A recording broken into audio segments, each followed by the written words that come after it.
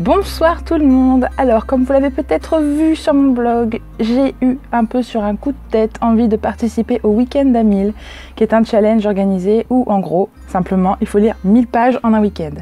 Et je m'y prends un peu mal parce qu'on est déjà vendredi soir, il est 22h45 et je vais tout juste commencer. Je vais juste vous montrer les livres que j'ai prévu de lire et ensuite je m'y mets. Je pense que je vais lire jusqu'à 1 ou 2 heures du matin si la chaleur ne me tue pas avant. Et puis je recommencerai demain matin en espérant finir demain matin le premier bouquin, qui sera Bleu ou hashtag bleu, je ne sais pas comment on dit, de Florence Hinkel, que j'ai acheté suite à ma lecture de U4 Yanis, que j'ai beaucoup aimé. Je l'ai acheté depuis un moment et voilà, je me suis dit que c'était l'occasion de l'enlever de ma palle. De toute façon, vous allez voir, j'ai sélectionné quasiment que des bouquins ados. Le deuxième, c'est Sauveur et Fils, que j'ai acheté dans l'excellente librairie La Mare au Diable, à Dunkerque.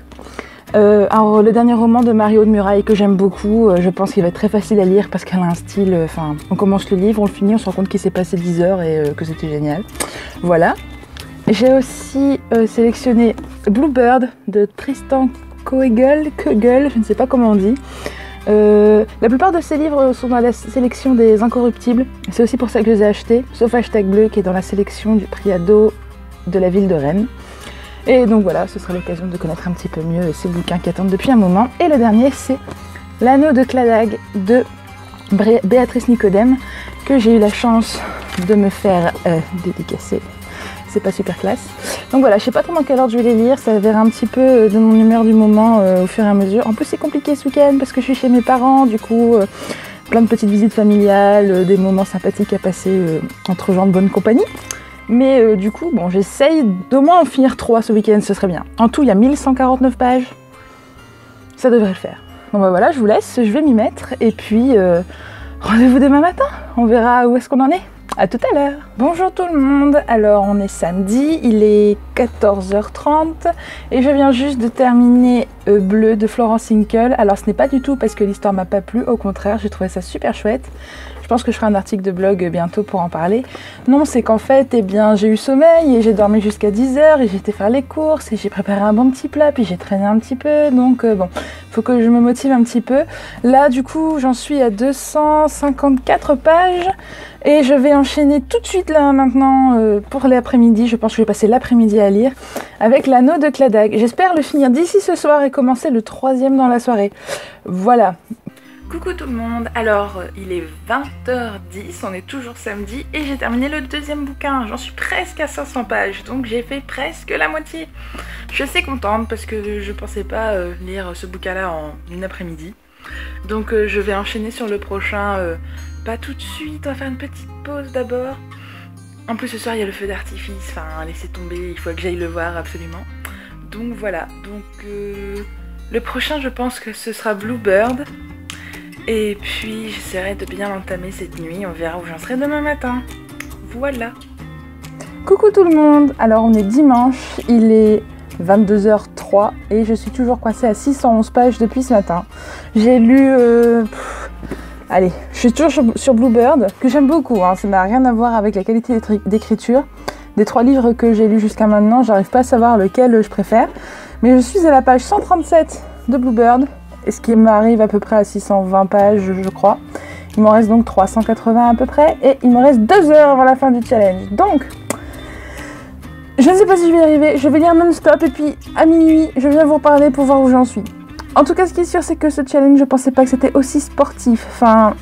J'ai déjà eu des grosses boulimies de lecture, mais 1000 pages d'un coup en 2 jours, c'est super chaud en fait. Je pensais pas que ça serait autant. Donc voilà.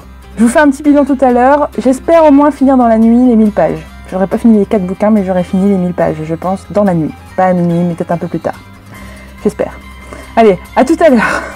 Bonjour tout le monde. Alors, je suis rentrée chez moi, j'ai commencé à faire le montage, et je me suis rendu compte que mes 2 dernières vidéos que j'avais tournées dans la continuité du week-end à 1000 n'avaient pas de son. Du coup, je vous réenregistre tout ça. Alors, on va arrêter le suspense tout de suite. Je n'ai pas réussi le challenge dans le temps imparti. À minuit, j'étais à 711 pages, je crois. Donc bon, c'est pas mal. Et j'ai terminé les 1000 pages le lendemain. Le lundi après-midi, j'avais terminé mon 4e bouquin. Donc je trouve que c'est plutôt pas mal pour une première participation, tout en sachant que je me suis pas mal promenée avec ma famille, que j'ai profité un petit peu du bon temps avec tout le monde. Et voilà, donc je suis assez contente et je pense que je participerai la prochaine fois. Alors on va pas se le cacher, lire 1000 pages en 2 jours et demi à peu près, c'est énorme et je m'en étais vraiment pas rendu compte. Enfin, j'ai l'habitude des gros week-ends où je lis énormément, mais là, c'était beaucoup. Je pensais que 4 romans, oui, ça allait, j'allais me les avaler tranquillou, mais là, comme je le disais plus tôt, c'est limite sportif en fait. Il faut vaincre la fatigue, il faut pas se laisser distraire. Moi qui ai une forte tendance à la procrastination, c'était terrible. Donc voilà, donc bon, c'était une chouette expérience. Je vais vous parler maintenant un petit peu des 4 bouquins que j'ai lus, histoire que vous sachiez si vous pouvez les lire ou pas. J'ai commencé par Bleu de Florence Hinkel. C'est une histoire qui se passe dans le futur, c'est un roman de science-fiction, même si le côté science-fiction n'est pas hyper présent. On est dans une société où tout le monde poste tout le temps ce qu'il est en train de faire sur une espèce de gros réseau social. Et le principe c'est d'être heureux. Et si on n'est pas heureux, les copains s'inquiètent, etc. et tout. Et ce qui arrive, c'est qu'on peut appeler une espèce de brigade spéciale. Si on constate que vous êtes malheureux, on appelle cette brigade et elle vient vous faire une espèce de lavage de cerveau. Suite à ce lavage de cerveau, et vous avez un point bleu sur le poignet, comme ici sur la couverture. Ce point bleu est juste le rappel que vous vous êtes fait effacer des souvenirs ou que vous avez subi cette intervention. Et l'histoire commence quand un jeune couple d'adolescents qui s'aiment à la folie est séparé par un destin tragique. La jeune fille du couple est renversée par un camion et est morte. Et on suit du coup d'abord le point de vue du jeune homme qui essaie de survivre à ça, de survivre à sa peine. C'est un super roman sur à quoi ça sert la douleur.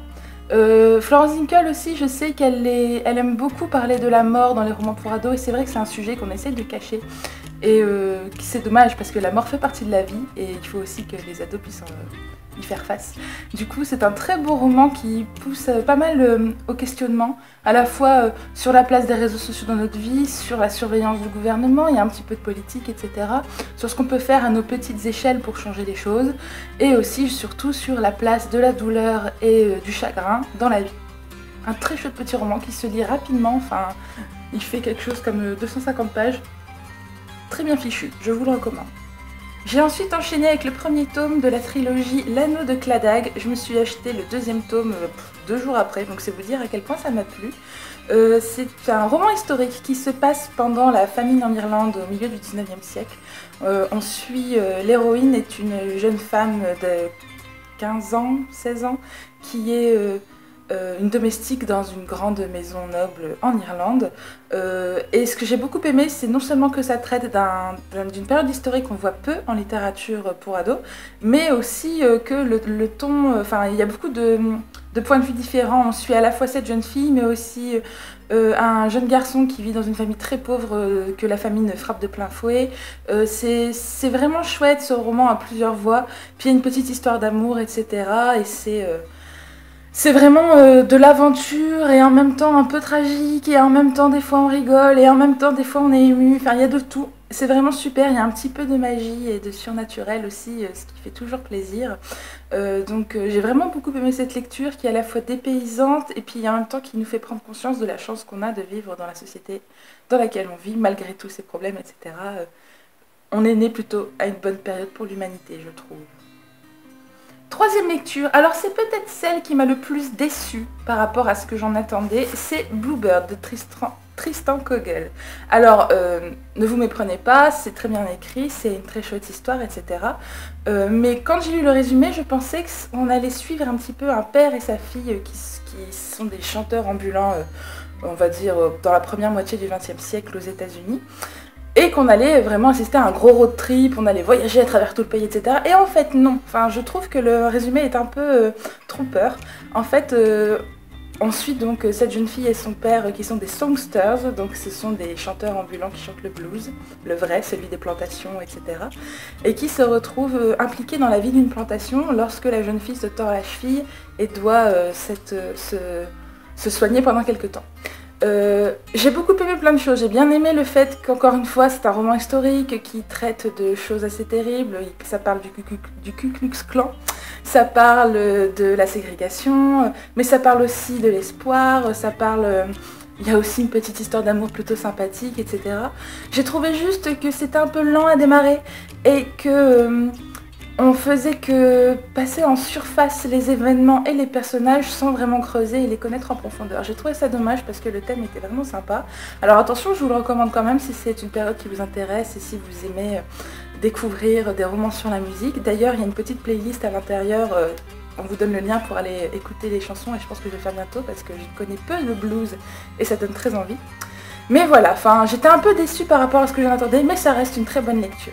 Et enfin, le roman que j'ai terminé le lundi après-midi et grâce auquel j'ai bouclé mes 1000 pages en 3 jours et pas 2, c'est Sauveur et Fils de Marie-Aude Murail et comme prévu, c'est un gros coup de cœur.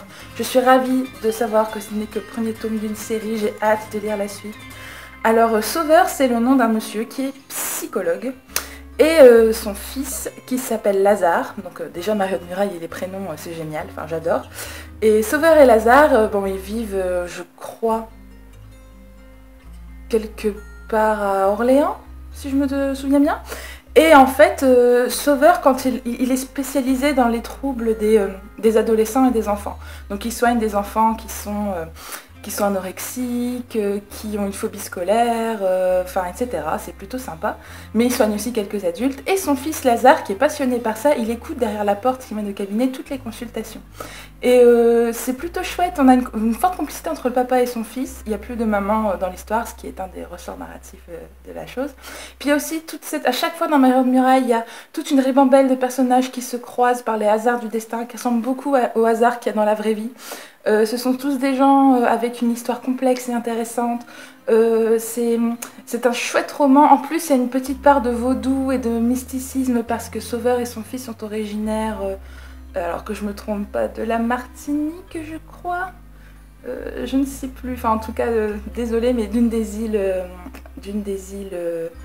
paradisiaque dont on peut rêver. Et puis il y a une espèce de résurgence du passé qui vient. Enfin bref, c'est un roman très compliqué avec beaucoup de choses qui se passent, mais on plonge dedans, c'est très facile à lire.